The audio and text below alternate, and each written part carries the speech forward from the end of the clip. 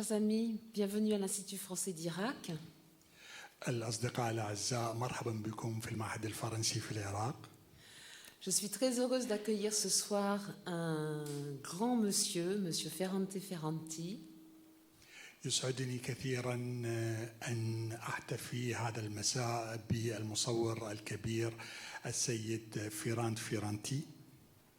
Alors Ferrante est photographe, conférencier.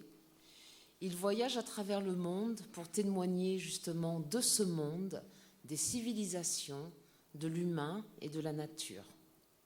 السيد فيرانتي علاوة على كونه مصور هو محاضر ويلقي محاضرات كثيرة وقد جاب العالم بأكثره وتعرف على حضارات وثقافات عديدة.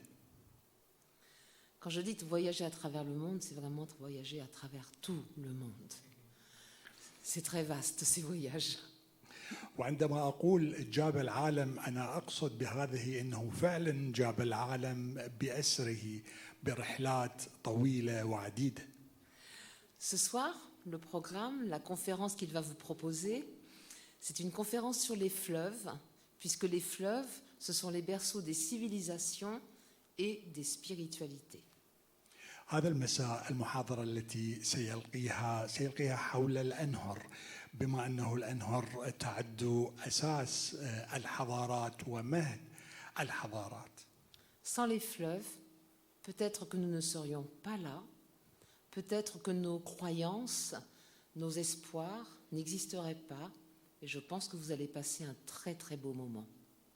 أهمية الأنهر تكمن بأنها أساس تكوين الدول، وبدون الأنهر بدون دجلة وبدون فرات لربما ما كنا موجودين هنا وما كنا عملنا هذه المحاضرة برفقة السيد فيرانتي.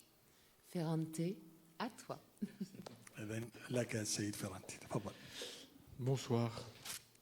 Je pense que je suis très heureux que vous ayez une traduction simultanée. Je remercie déjà le traducteur. Ça fonctionne pour vous? Très bien. Alors, d'abord, je tiens très chaleureusement à remercier l'Institut français en Irak et Laurence Levasseur, sa directrice, qui me fait confiance. Et nous avons choisi ce thème ensemble. Vous allez comprendre pourquoi. Voilà, je vais vous montrer la source de mes rêves d'Irak depuis que j'ai 20 ans. Il y a eu un grand voyageur, un homme qui a beaucoup travaillé aussi bien en Éthiopie que dans les déserts d'Oman et qui s'est penché dans les années d'après-guerre, en 1950, sur ce qu'on appelle les Arabes du Marais. Donc cette civilisation qui est à l'origine du monde, en tout cas il s'est intéressé au croissant fertile, qui est le berceau de notre civilisation entre le Tigre et l'Euphrate. Et quand j'avais 20 ans et que j'ai découvert cet auteur que vous voyez ici, Wilfried Thesiger, j'ai rêvé de venir voir le Tigre et l'Euphrate. Malheureusement, j'ai beaucoup de photos de l'Euphrate, mais comme il est plus proche de vous et que je n'ai malheureusement pas encore vu le Tigre, j'espère le voir un jour prochain, je vous montrerai donc cette réflexion. La conférence va se diviser en 4 parties. Je serai assez concis pour que nous ayons ensuite beaucoup de photos de la conférence sont dans l'exposition. Comme ça, nous pourrons parler ensemble dans le cadre de l'exposition devant les photographies. Alors, la première partie, donc, c'est cette conscience très forte dans les années 50 d'une civilisation très ancienne, mais encore très préservée.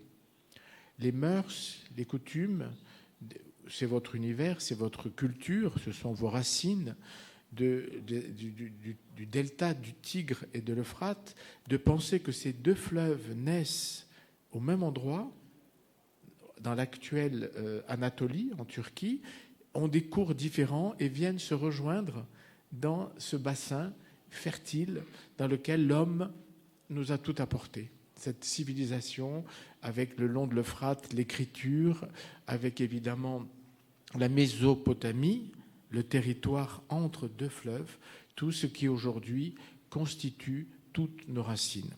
Mais il a travaillé avec une autre personne, un autre photographe et voyageur qui s'appelle Gavin Young. Je vais vous montrer ses livres. Je ne sais pas si vous les connaissez, mais pour moi, ils sont fondamentaux. C'est comme ça que j'ai rêvé d'Irak. Je suis architecte, je rêve depuis toujours de voir Samarra, le minaret de Samarra. Je rêve de voir l'arc de Ctésiphon. Tout ça, c'est ma culture quand j'ai travaillé sur l'architecture la plus ancienne. Évidemment, les jardins de Babylone, j'y reviendrai. Tous les lieux où Alexandre le Grand est mort aussi. Alexandre est mort à Babylone. Donc, tous ces lieux convergent, au fond, vers cette Mésopotamie. Et vous voyez donc Return to the Marshes, ce sont des livres donc publiés au même moment qui ont contribué à nourrir tout l'imaginaire de l'Irak. Alors, il y a en France un très grand, très important festival de photoreportage depuis 36 ans. Et je vous montre juste, en 1976, un photographe a accompagné Gavin Young. Et en 2012, il y a eu une grande exposition sur justement le danger que pouvaient encourir les civilisations du Delta dans le contexte politique de l'époque et qui a sensibilisé vraiment le public à une conscience aiguë du drame de la perte de cette civilisation. Et cette année, donc, il y a une photographe anglaise qui s'appelle donc Emily Garthwaite qui a sillonné tout l'Irak et qui a montré un reportage sur les dangers du tigre aujourd'hui. C'est un reportage très intéressant que je vous invite à visiter. Et ce reportage a gagné le Visa d'or. C'est-à-dire qu'en fait, c'est celui qui a été couronné comme le plus complet, comme le plus important pour sensibiliser le public dans le monde entier. Tout le monde à Perpignan a vu ce reportage et c'est les dangers qu'encourt aujourd'hui le tigre à cause de la pollution, à cause des barrages qui sont créés beaucoup plus en amont, etc. Nous finirons la conférence par ça. Alors, première partie, ça c'était l'introduction. La première partie, c'est de réfléchir comment l'eau, si vous pensez que c'est l'élément vital par excellence, notre corps est eau, et sans eau, nous ne vivrions pas. L'eau est à l'origine des toutes premières civilisations. La photo que je vous montre à gauche, c'est une montagne très importante en Grèce, et le matin, quand le soleil se lève, il dessine une pyramide sur la mer. Et ici, nous avons littéralement la naissance de la mythologie. La pyramide, c'est le premier tombeau de l'humanité. Mais la montagne devient, par son ombre, celle qui crée véritablement sur l'eau sa puissance. Et la deuxième, ce sont des grottes qui, là aussi, souvent, évidemment, les grottes sont liées à une source qui chemine dans la grotte. Et c'est là que les premières civilisations, on a même ça dans la grotte de Platon, dans la philosophie, c'est-à-dire que c'est le moment où l'homme se nourrit d'eau, a besoin de l'eau pour vivre, mais il va s'ouvrir au monde, il va sortir de la grotte. Et en Éthiopie, nous avons un lieu où les premiers ermites musulmans qui accompagnaient le Cheikh Hussein au XIe, XIIe siècle venaient se réfugier pour vivre avec plus d'intensité leur spiritualité. C'est comme retourner au ventre de la terre, la source de la terre. Ensuite, un phénomène très important dans la mythologie grecque, vous voyez, c'est une des tombes les plus extraordinaires que nous représentions sur la conception de l'au-delà dans la Grèce antique. Ça, c'est le couvercle de la tombe. Et vous voyez, au moment de la mort, la catharsis, l'homme plonge dans un océan symbolique. Il retourne à l'eau. il retourne à son élément primordial. Vous voyez donc, l'eau est symbolisée et regardez bien, il saute d'un plongeoir à 7 gradins. Il y a 2 arbres. Les 2 arbres ont 7 branches. Les branches sont cassées. Une branche est cassée à droite et l'arbre est vivant près de la source. Donc vous voyez, symboliquement, ce plongeon dans la mort est un plongeon vers l'océan primordial. Et ici, nous avons le lieu qui, dans toute la mythologie grecque, est l'entrée des enfers. C'est le lac Averne, près de Naples, et on croyait que pour accéder au royaume des morts, il fallait rentrer dans ces eaux. On a ça aussi au Pérou ou en Colombie, mais il y a trop de choses à dire. Alors, le texte fondamental de notre civilisation, vous le connaissez tous, c'est l'Iliade et l'Odyssée du grand poète grec Homère. Et dans Homère, Ulysse, le personnage, fait un grand voyage symbolique en Méditerranée. Et à chaque fois, il va rencontrer des peuples qui vont lui apprendre quelque chose. Mais évidemment, cette dimension est très métaphorique, très mythologique. Et vous voyez qu'ici, le volcan qui se trouve sur l'eau est associé à la fois, c'est dans les mythes primitifs, c'est le feu dans l'eau. Les éléments sont conjugués, c'est très net ici. Je ne vais pas bien sûr traduire les textes, mais je vous montre 2 étapes importantes du voyage d'Ulysse. Il va chez Éole. Éole, c'est le gardien des vents. Et donc, il y a aussi l'air. Donc, le Stromboli, le volcan que vous voyez ici, ça, c'est des photos que j'ai faites au sommet du volcan. Le volcan, c'est à la fois tout. C'est le feu de la terre, il est seul au milieu de l'eau et il est lié aux éléments de l'air. Vous voyez, donc, voilà un lieu qui a beaucoup marqué la mythologie. Et il y a le 2e passage qui est évidemment étroitement lié au pouvoir magique de l'eau, c'est la figure de la sirène. La sirène, ce sont des figures féminines qui habitent entre l'eau et l'air. Et dans Ulysse, vous voyez, on a des vases grecs. Ulysse va passer un cap, va passer entre 2 terres, et là, il faut qu'il résiste à la tentation des sirènes qui vont le charmer. Et donc, peut-être vous connaissez cette histoire, mais si vous ne la connaissez pas, elle est très impressionnante. Ulysse va devoir boucher les oreilles de tous ses marins, de tous ses compagnons de bateau, pour ne pas qu'ils cessent de ramer. Et lui, pour résister à la tentation des sirènes, va être attaché à son mât et va vouloir se détacher parce que les sirènes sont trop séduisantes, séductrices. Vous voyez, donc, on voit sur les vases grecs cette scène très symbolique de l'appel. Alors, dans l'Odyssée, les sirènes ne sont pas comme on les imagine, elles sont des femmes oiseaux, mais qui peuvent aussi habiter dans la mer et elles chantent, mais elles sont aussi des monstres marins associés. Vous voyez, donc, en fonction du concept de la sirène, nous avons 2 formes totalement différentes. Et voilà une mosaïque romaine où nous voyons la scène, vous voyez, et les sirènes, mi-femme, mi-oiseau, mi-élément de l'eau, jouent de la musique. Alors moi, ce qui m'a intéressé, c'est que ce mythe de la sirène s'est transmis dans de très nombreuses civilisations. Et ici, nous sommes en Amérique latine, où la femme, vous le voyez, la sirène est à la fois oiseau et poisson. Ici, elle va devenir la femme poisson, qui est devenue la figure la plus classique de la sirène.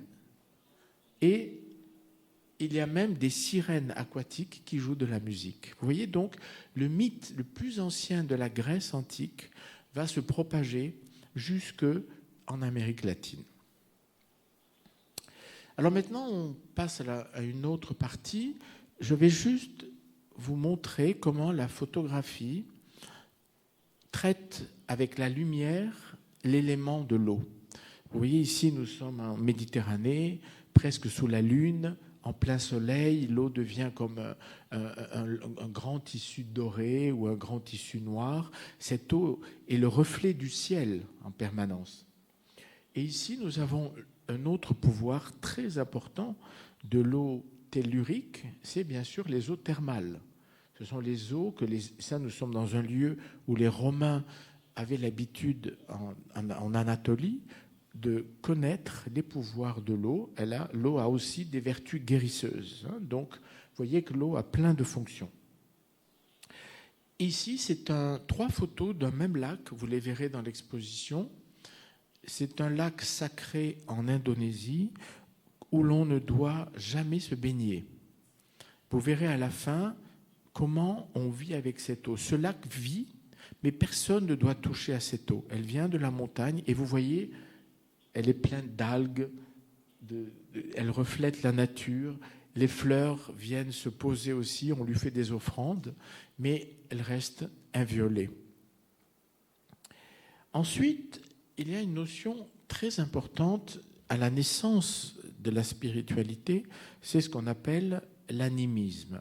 L'animisme, les toutes premières civilisations vont vénérer les puissances de la terre. Et l'eau est une divinité, au même titre que l'air, que le feu et que tous les éléments. Et il y a un endroit en Polynésie, une île très connue pour son tourisme, c'est Bora Bora, avec son lagon, mais on ne dit jamais que la montagne que vous voyez ici est inviolable. On ne doit jamais la gravir. On ne doit jamais faire l'ascension de cette montagne, parce qu'elle est une île aussi, et que les divinités se concentrent dans cette montagne. Donc, l'eau, vous voyez, a aussi une vertu sacrée. Vous verrez d'ailleurs, voilà, ici nous sommes dans le moment où l'eau n'est pas qu'une source vitale, une source qui jaillit de la montagne pour nous abreuver, mais une puissance spirituelle. C'est le cas en Chine pour ce qu'on appelle le taoïsme. En fait, le Tao, dans cette partie du monde, c'est l'axe qui relie le corps à la spiritualité et au ciel. Et il est incarné par la source. L'eau qui descend de la montagne et qui va nourrir les sanctuaires. Et si vous regardez bien, en bas à droite de la photo, la pierre est gravée. Il y a des mantras qui sont sculptés à même la pierre parce que cette rivière qui coule alimente l'esprit.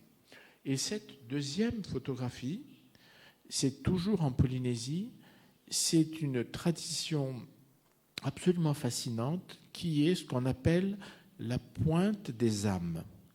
Quand quelqu'un meurt, son âme vient se poser sur ce rocher et là décide soit de replonger dans les eaux pour se régénérer, se réincarner, soit au contraire s'envoler définitivement et disparaître.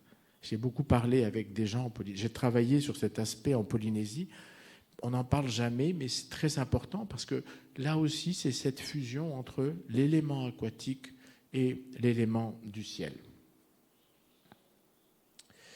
Et il y a aussi un lieu très important pour le zoroastrisme, qui, comme vous le savez, chez les zoroastriens, le masdéisme aussi, qui est proche, vous avez bien sûr toutes ces racines aussi dans la région, eh bien, on a le temple du feu, qui ne doit jamais s'éteindre, mais il y a un lieu en Iran qui s'appelle Takht Soleiman, où la source n'est jamais tarie, elle ne s'arrête jamais.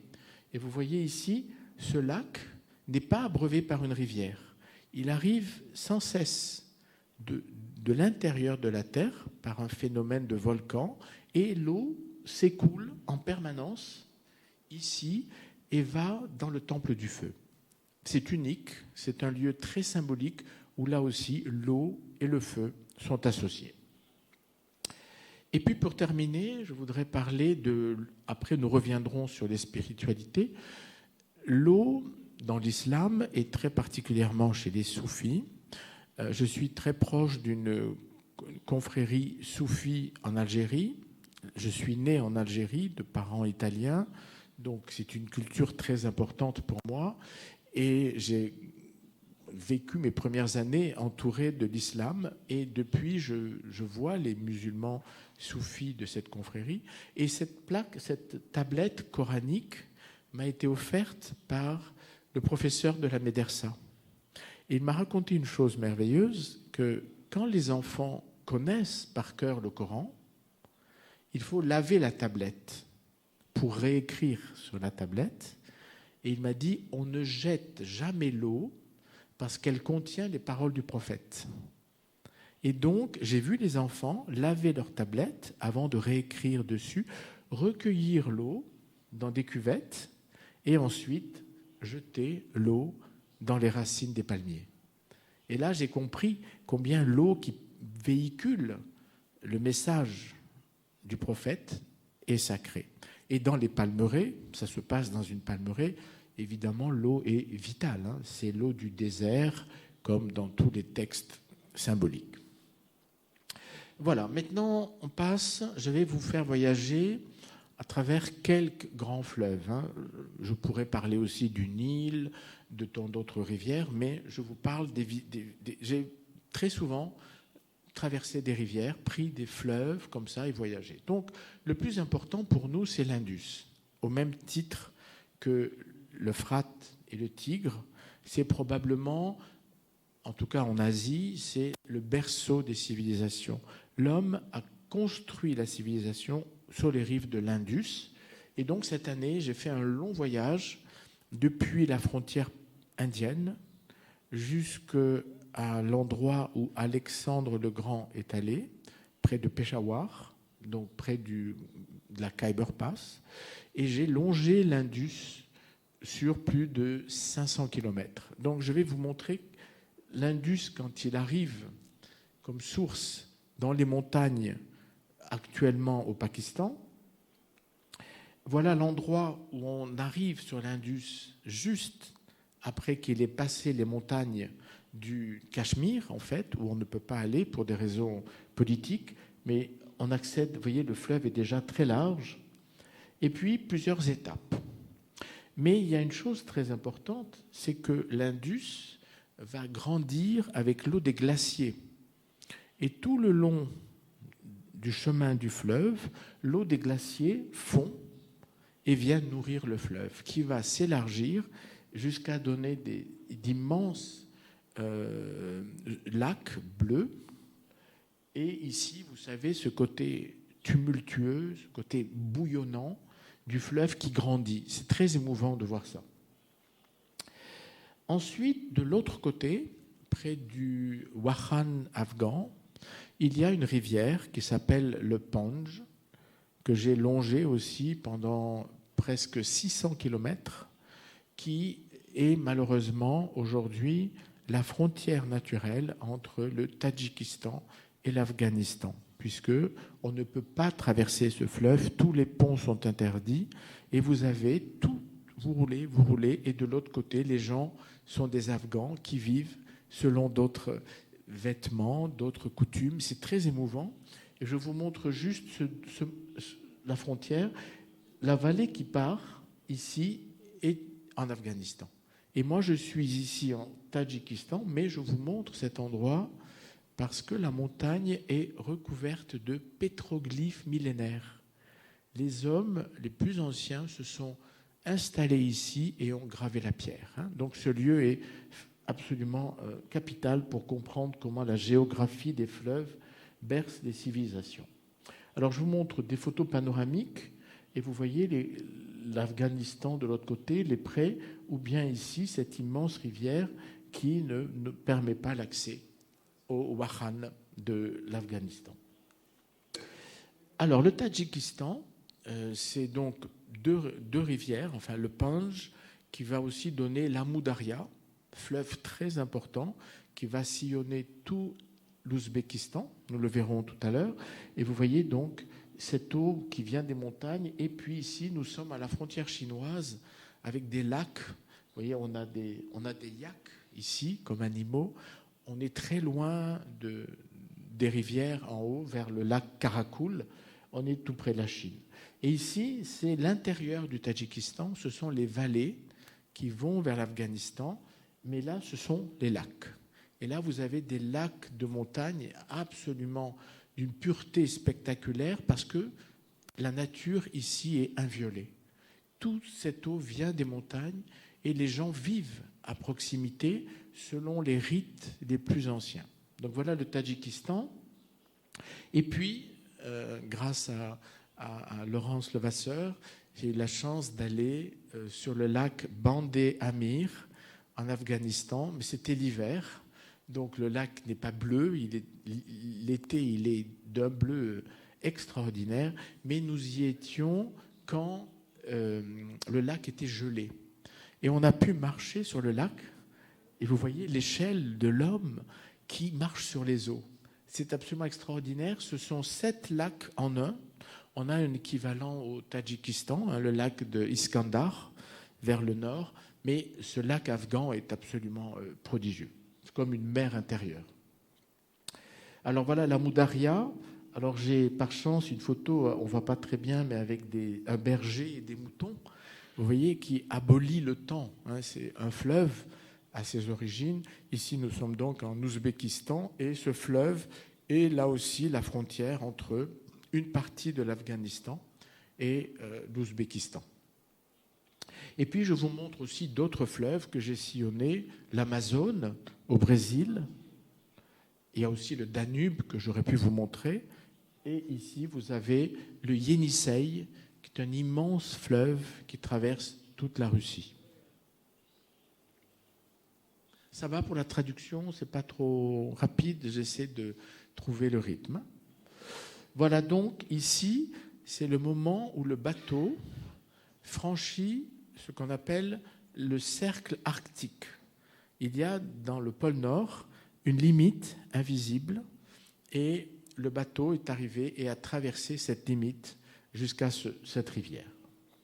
Alors maintenant, c'est comment, sur la mer, comment l'eau a commencé à inspirer des constructions.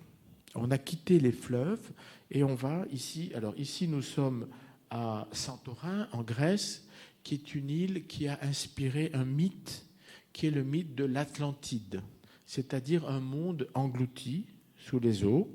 Et c'est un volcan, et le volcan que vous voyez à gauche est né dans les années 50. C'était un immense volcan qui a explosé il y a des millénaires, qui a créé cette île étonnante, et des milliers d'années après, le volcan est ressorti de la mer et a donné cette petite île. Mais l'île est, vous voyez le cratère ici, et ici nous avons évidemment des gens qui ont créé une très très belle architecture. Puis bien sûr, vous verrez dans l'exposition, la ville par excellence mythique, c'est Venise. Hein, c'est l'idée qu'on a bâti une ville sur les eaux. C'est comme Saint-Pétersbourg en Russie.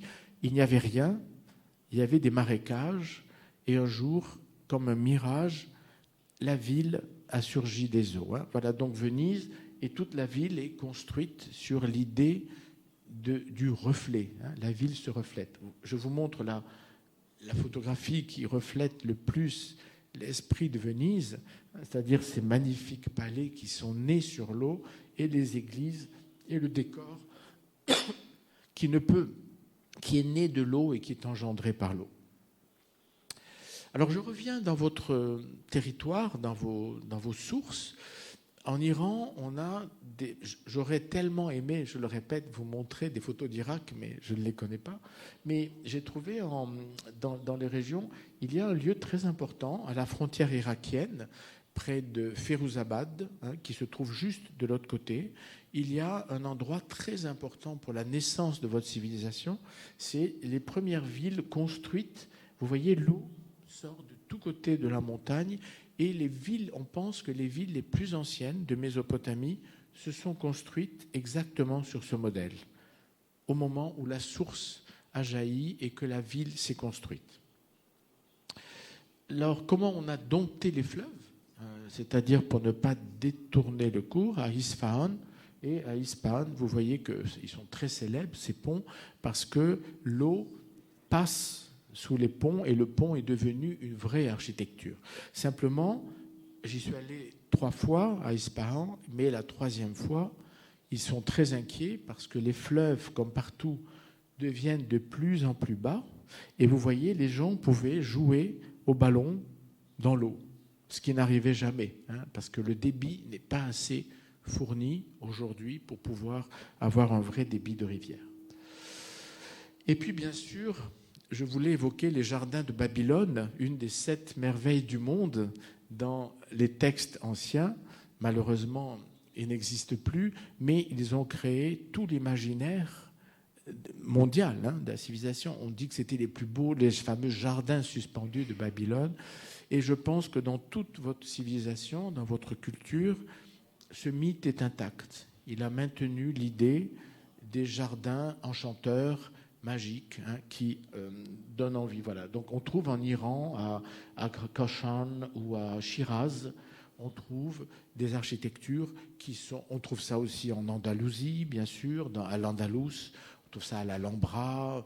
J'aurais pu vous montrer, mais il y en a des dizaines. On trouve ça à Cordoue, etc. C'est que la civilisation arabe, en général, a apporté par l'irrigation les plus beaux jardins du monde. Cet équilibre, vous voyez, donc on est à Kashan ici. Et là, c'est le mythe de Narcisse. Nous avons un mythe dans notre culture qui est Narcisse se perd, se contemple dans l'eau pour contempler sa propre image et ça va le perdre. Voilà donc les dangers de la réflexion de soi. Alors les Moghols ont été très importants dans le nord de l'Inde, mais aussi toute la Perse.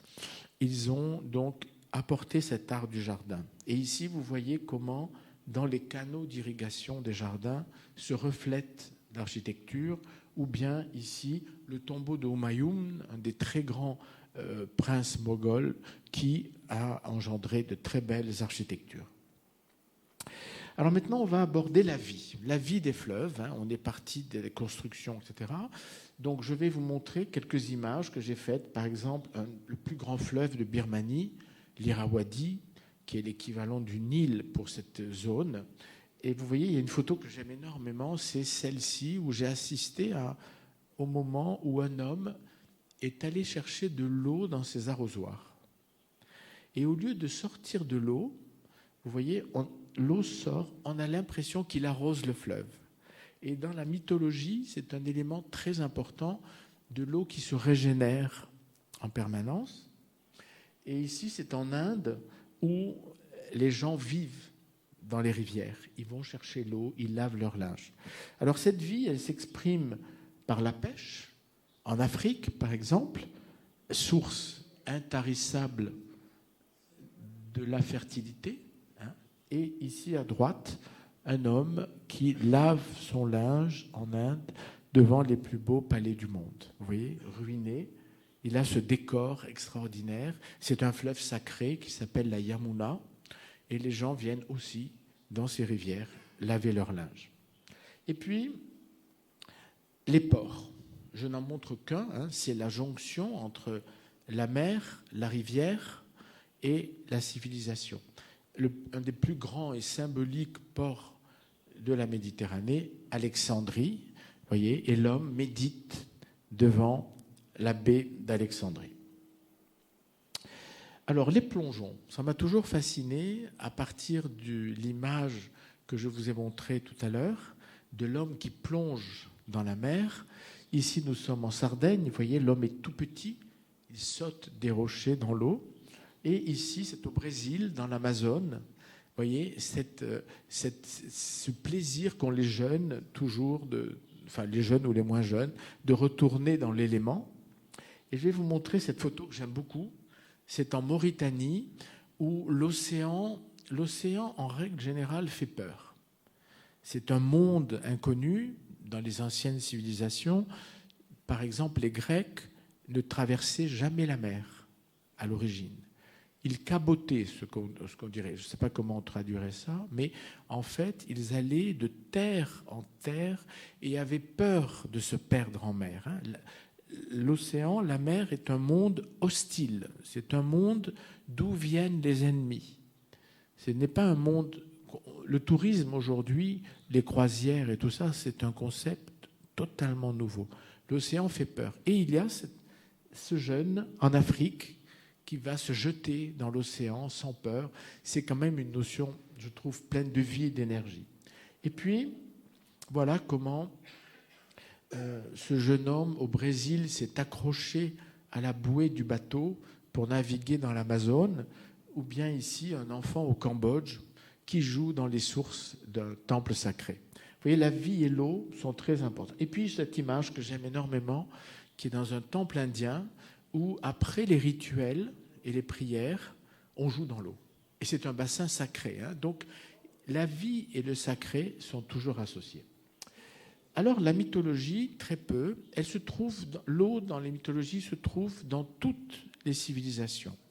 Dans la civilisation bouddhiste, hindoue, ici, c'est Krishna. Krishna né d'un nénuphar. Vous voyez, donc, il est associé à la fleur dans le lotus, dans la fleur de lotus, qui est la fleur symbolique de... Et puis, le grand mythe de Moïse, le prophète, vous connaissez tous cette histoire, Moïse, enfant, est abandonné dans une corbeille, il est mis à la rivière, et par miracle, on dit il est sauvé des eaux. Et vous avez ici des représentations au moment où une Égyptienne trouve Moïse et va le sauver, et il va devenir un des plus grands prophètes des textes sacrés. On trouve ce mythe aussi au Cambodge, les fées et les divinités qui habitent l'eau sacrée, et il y a un endroit unique qui s'appelle Balspin au Cambodge, où vous voyez la pierre est sculptée avec des divinités. Et l'eau se purifie en permanence au contact de ces représentations. L'eau est fondamentale au Japon, dans les lieux animistes. Vous voyez que le prêtre, à chaque liturgie, va se purifier avec l'eau. Vous voyez les écuelles et l'eau qui coule des fontaines. Et les pèlerins, quand ils font le pèlerinage, vont verser de l'eau sur toutes les statues. C'est le cas ici. Mais là, il faisait très froid et l'eau devenait de la glace aussitôt, dès qu'elle touchait les sculptures. Ensuite, vous avez cette photo qui est dans l'exposition, qui est très importante parce qu'il y a un territoire sacré dans les plus hauts lieux du Japon, mais dans la rivière qui est entre l'île et la terre, on met les âmes des enfants morts. Ils ne vont pas, comme dans la tradition de la Bible, du Christ au limbe, où les enfants sont là. C'est un espace qui leur est réservé. Ils sont, vous savez, le baptême est très important pour nous les chrétiens. C'est le rite de passage par l'eau, justement, passage du corps à l'esprit. Le corps baptisé peut accéder au divin. Et maintenant, on va traiter de l'eau sacrée en Inde, par exemple. Ça, c'est un lac sacré du Nord. Vous voyez comment les femmes, avec leur sari, ou bien en Afrique, dans toutes les civilisations du monde, l'eau, les femmes qui vont chercher l'eau à la rivière ou au lac. C'est un rite qu'on trouve de partout, le long du Tigre, etc. Aussi bien que dans le sacré en Inde, on va y revenir. Alors, ce lieu, je ne sais pas si vous le connaissez, mais je ne suis pas musulman et malheureusement, je ne peux pas aller à la Mecque.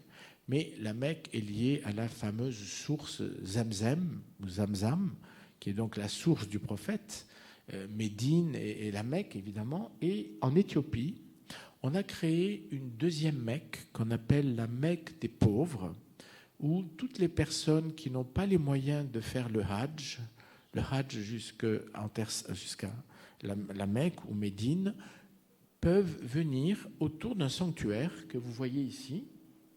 Mais auparavant, il faut qu'ils aillent se purifier dans la source Zamzam. Et la source s'appelle Zamzam, exactement en écho à la source sacrée de Médine. C'est absolument fantastique parce que j'ai vécu ce pèlerinage et vous voyez, l'eau est là et les gens viennent chercher de l'eau dans la source en écho au pèlerinage de la Mecque. Nous avons l'eau qui sort des tombeaux à Bali aussi. Vous voyez, la femme va recueillir de l'eau. On a des sources. Vous avez la source d'Abraham qui se trouve à Urfa, une ville sainte très importante aujourd'hui en Anatolie, mais qui était à l'époque une ville tout près de l'Euphrate. Et aujourd'hui, ce bassin est sacré et on ne touche pas aux poissons qui vivent on n'a pas le droit de les pêcher. Il y a plein de carpes partout et le bassin est considéré comme sacré dans la civilisation.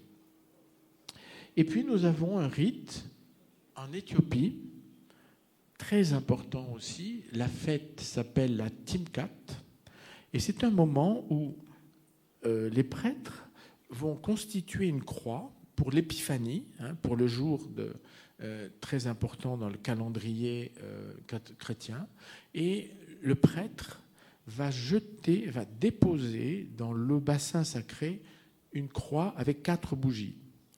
Vous la voyez, et moi je ne sais pas ce qui allait se passer. Tous les enfants se jettent à l'eau pour que quelqu'un, le premier qui arrivera à récupérer la croix, sera le vainqueur, si vous voulez. Et donc, tout à coup, ce bassin immobile devient animé par tous ces enfants qui se jettent à l'eau au sens premier pour récupérer la croix bénite. Voilà. Et de ce jour-là, l'eau est bénie. C'est comme un bain sacré que vous faites. Et puis l'Inde, ça c'est un rituel du matin, là aussi très symbolique. Ici, vous avez le lingam de Shiva. Le lingam, c'est l'objet de la fertilité du dieu. Et tous les matins, le prêtre doit laver le lingam, le purifier. Et vous voyez, c'est cette scène extraordinaire où, devant le Hum du mantra, eh bien, le prêtre va inonder la pierre, la purifier, la laver pour les rituels. Alors maintenant, pour la toute dernière partie, je vais vous montrer les rites en Inde.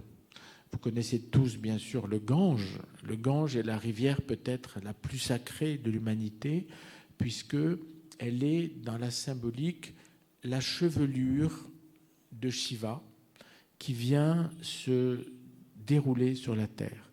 Et vous savez que pour les hindous, le rêve, c'est de mourir au bord du Gange pour brûler leur corps, pour que leurs cendres coulent avec la rivière. Les pèlerins hindous viennent de toute l'Inde pour mourir à Bénarès, s'ils peuvent. Et le matin, vous voyez, le rite du soleil levant est très important. Et ici, nous sommes dans une autre religion qui est très peu connue, qui s'appelle le jainisme. Et le sanctuaire du jainisme s'appelle Palitana. Et là, vous cheminez dans la nuit pour rentrer dans le sanctuaire au moment du soleil levant. Mais la rivière, évidemment, est sacrée. C'est toujours la Yamuna. C'est une des rivières sacrées de l'Inde. Donc, vous voyez, ce rite du soleil levant est très important. Ici, nous sommes toujours en Inde, à Pushkar, et le matin, les fidèles font ce qu'on appelle la puja, c'est-à-dire qu'ils célèbrent le soleil au bord des eaux sacrées, et ils font des offrandes de ghee, de beurre clarifié et de fleurs au lac et à la rivière. Vous avez vu, par exemple, je ne sais pas comment on revient en arrière, mais il avait un tout petit pot devant lui. C'est le pot des ablutions. Il prend l'eau du lac et il se purifie avec cette eau. Mais, vous voyez, ça c'est les rites du feu. Le corps est brûlé et ensuite les cendres sont jetées à la rivière. Mais les très grands sages hindous ont le privilège d'être immergés directement dans le fleuve. Et dans la symbolique, c'est une union avec la déesse Ganga, qui est un mariage symbolique. C'est très très rare, j'ai assisté ça à une seule fois, et ça c'est le moment précis où on a mis le corps dans une caisse de marbre, et le corps va être immergé dans le fleuve et va, avec le temps, se dissoudre avec l'eau. C'est absolument incroyable. Alors voilà les rites. Alors une tradition veut que vous preniez un peu d'eau du Gange et que vous alliez la déverser à l'autre bout de l'Inde, à Rameshvaram, en face de Sri Lanka. Et vous voyez, j'ai les deux rituels. Le monsieur dans le Gange et à droite un Ramja. Et puis le Gange est évidemment un lieu de méditation. Les prêtres méditent le long du fleuve. Alors pour finir, c'est l'ablution que vous trouvez évidemment fondamentale dans l'islam. Hein. Toute personne qui va prier dans la mosquée doit se purifier, entrer pieds nus, laver ses pieds, laver son visage, laver ses mains pour être pur dans le sanctuaire. Ici, vous avez l'ablution du matin en Inde, et ici, nous sommes chez les Sikhs à Amritsar, où, vous le savez, sont associés l'islam et l'hindouisme. C'est un lieu très symbolique, et vous voyez la prière des Sikhs avec leur turban. Et puis, vous avez un Sikh au Temple d'Or d'Amritsar qui fait son ablution, et à droite, vous avez un homme qui prie à la mode, enfin, selon les rites hindous, mais à Bali, où là aussi. Alors, ce que vous voyez, ces sources, c'est pour finir le cycle, c'est l'eau du lac sacré que je vous ai montré au début, qu'on ne peut pas toucher, mais elle est canalisée, et l'homme, toutes les personnes, hommes et femmes, se déshabillent, mettent un vêtement et font une prière, une ablution devant chaque source qui sort du lac.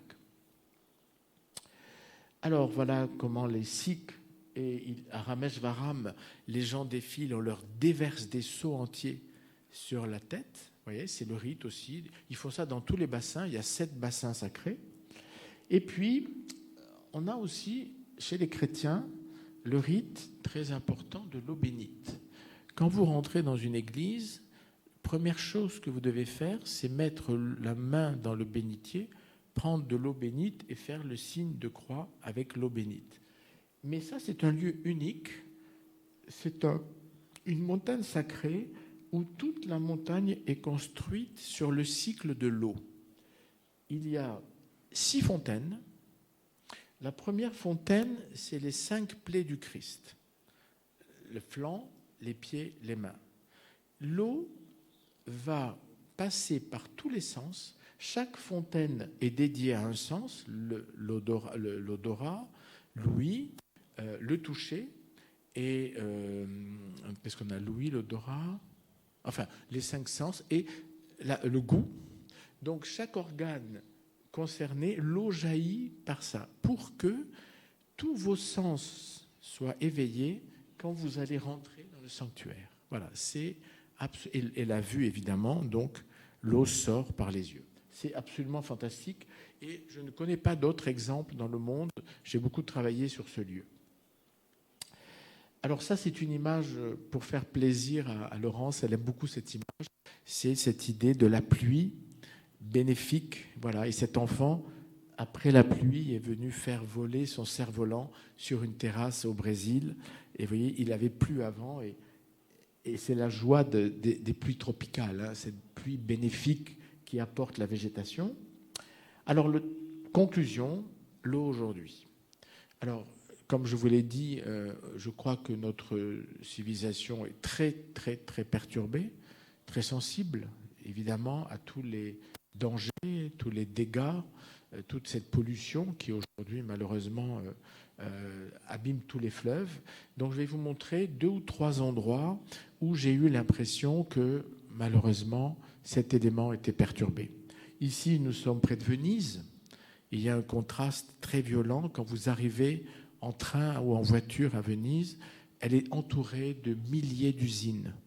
Et il y a un contraste entre cette ville complètement protégée, très belle, qui est menacée aussi par l'eau qui monte, qui menace l'architecture. Mais quand vous repartez, vous voyez tout ça. Cette pollution est très grave pour la civilisation. Ensuite, je vais vous montrer le lac Baïkal. Le lac Baïkal, c'est le plus grand réservoir d'eau au monde, où nous avons des espèces endémiques qui vivent à des centaines de mètres de profondeur, des poissons qui n'existent nulle part ailleurs. C'est si vous voulez, un sanctuaire de ce qu'était l'eau à l'origine du monde.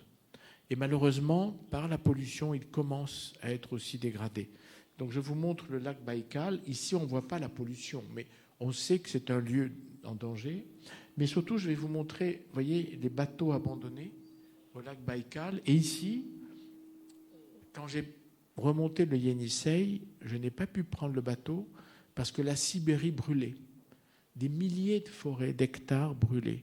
Et l'air était devenu tellement opaque que donc le bateau n'a pas pu voyager. Il était amarré et vous voyez, on ne pouvait plus avancer sur le fleuve à cause de la fumée des incendies que personne ne pouvait éteindre. Donc ça, on l'a su cette année, encore un grand danger. Et on va terminer quand même avec une note d'espoir, avec ce rocher que j'ai trouvé au lac Baïkal, au milieu du lac. Et on aurait dit un jardin japonais, vous savez, un bonsaï. C'est stupéfiant parce que ce rocher perdu au milieu du lac, la végétation repousse. Et donc, en fait, il faut respecter les cycles de la nature.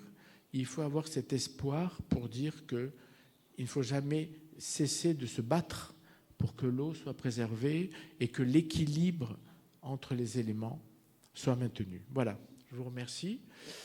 Et je pense qu'on va pouvoir aller à l'exposition ensemble et vous allez voir une partie de ces photos. Je voulais aussi vous prévenir que demain, si vous voulez faire passer l'information, je ferai un cours de lecture des images. Rien à voir. Si vous avez des amis photographes, que ça puisse intéresser, faites passer l'information. C'est une réflexion sur le pouvoir de l'image, parce que je suis avant tout photographe, pas uniquement, pas conférencier, je parle sur les images, mais c'est comment est née la photographie. Voilà, donc si vous voulez partager ça. Et je pense que s'il y a des questions, autant les poser directement dans l'exposition pour que je puisse vous rencontrer. Voilà, je vous remercie.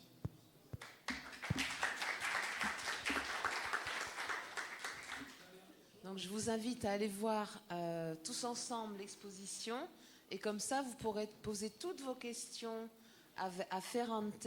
Moafak est avec nous, donc il va nous aider à visiter l'exposition avec lui. Voilà, merci. طبعا هنا أدعوكم إلى استكمال هذه الحلقة النقاشية مع المعرض الذي نظمه السيد فيرانتي، وبإمكان طرح كل الأسئلة التي تحبون أن تطرحوها مع طبعا برفقة المترجم موفق أيضا، فتفضلوا. أهلا وسهلا.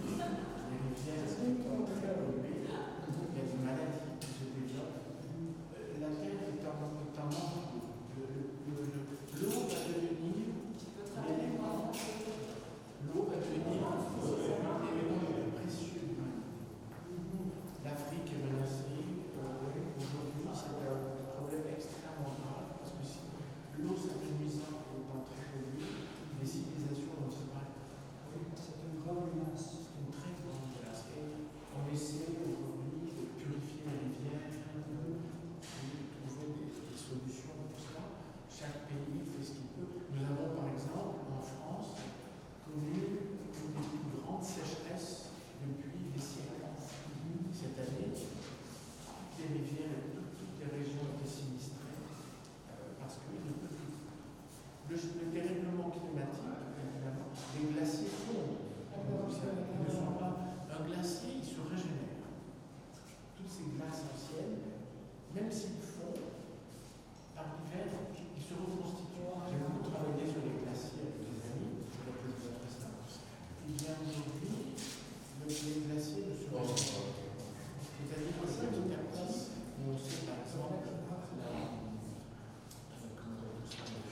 la Patagonie,